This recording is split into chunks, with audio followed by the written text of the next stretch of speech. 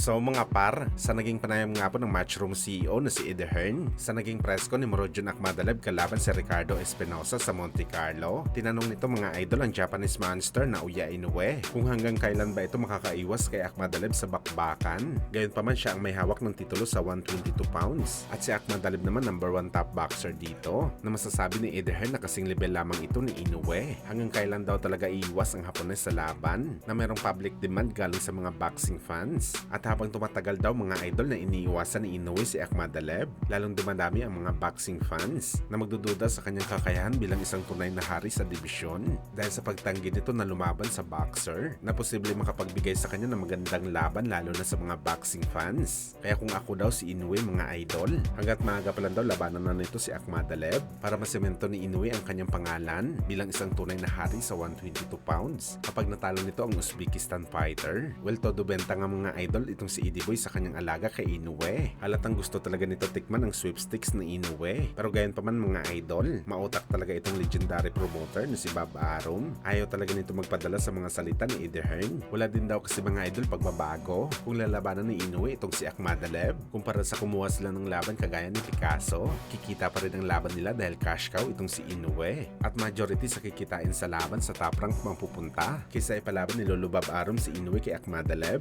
na makikihati pa ang Matchroom promotion sa ibubulsa ng top rank. Ganong katindi mag-isip mga idol ang 93 anyos na promoter. Pera-pera lang talaga, walang personalan.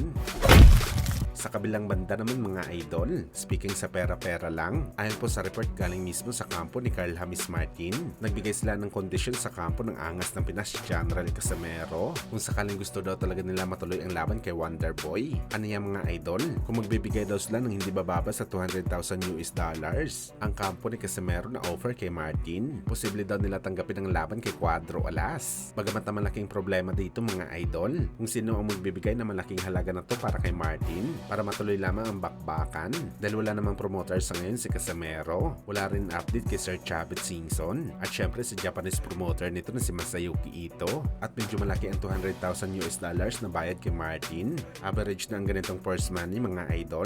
Sakaling mapalaban si Martin sa Japanese monster na Uya Inoue, talagang mamumuhunan mga idol ang promoter sa laban na to dahil para sa atin mga boss, hindi naman siguro papayag si Casimero na mas mababa ang kanyang tatanggapin na pera kaysa kay Martin kung saan kagaya sa na-expect natin mga boss. Matapos maglabas kung magkano dapat na pera makukuha ni Martin para mapapayag ito sa laban kay Casimero. Batikos ang inabot nito sa mga Pinoy boxing fans. Aniya dinaan na lang daw sa malaking bayad ang pag-iwas ni Martin kay Casimero dahil imposible naman daw ang gusto nilang halaga para sa isang fighter na prospect pa lamang.